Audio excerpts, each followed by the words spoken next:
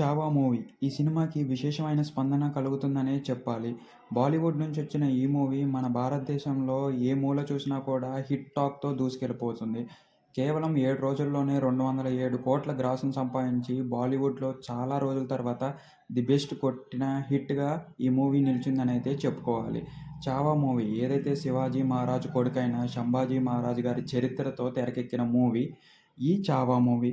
దీంట్లో నటించిన ప్రతి యాక్టర్ కూడా చాలా అద్భుతంగా నటించారైతే చెప్పుకోవాలి.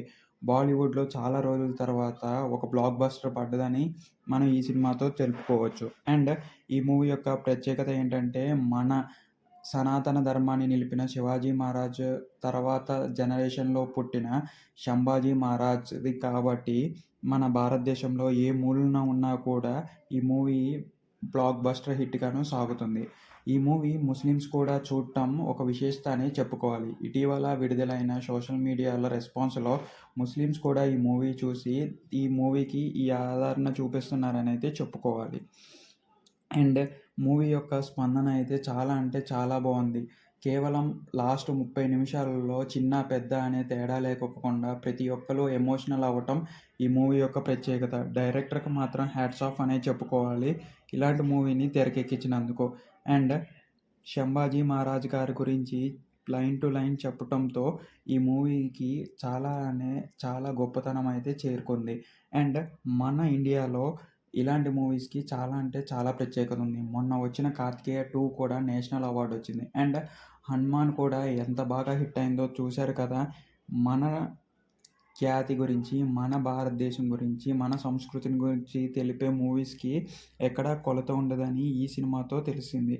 అండ్ ఇంకా చెప్పాలంటే ఇలాంటి మూవీస్ రావాలని చూస్తున్నాము. 'శివాజీ మహారాజ్' గురించి కానీ, ఇంకా మొన్నే వచ్చిన బాలకృష్ణ గారు చేశారు ఒక మూవీ. అది కూడా వీరోచిత పోరాట గాథ గురించి. అండ్ చిరంజీవి గారు కూడా ఒక వీరుడు గాథ చేశారు. అవేంటో మీకు తెలిస్తే కామెంట్ రూపంలో తెలపండి. నేను ప్రతి ఒక్కటి చెక్ చేసి చెప్తాను అది కరెక్టో కాదో.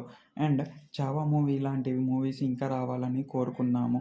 బాలీవుడ్‌లోంచి కాదు టాలీవుడ్‌లోంచి కూడా వస్తూనే ఉన్నాయి. వచ్చాయని కూడా చెప్పాలి.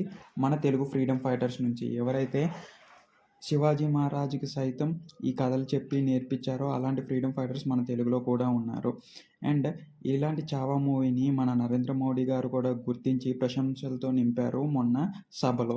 అండ్ నరేంద్ర మోడీ గారు ఇలాంటి మూవీస్‌ని ఇంకా ఎంకరేజ్ చేస్తామని ఈ మూవీతో మనకు అర్థమవుతుంది. ఇంకా ఇలాంటి మూవీ అప్డేట్స్ తెలుసుకోవాలంటే మన ఛానల్‌ని సబ్స్క్రైబ్ చేసుకోండి.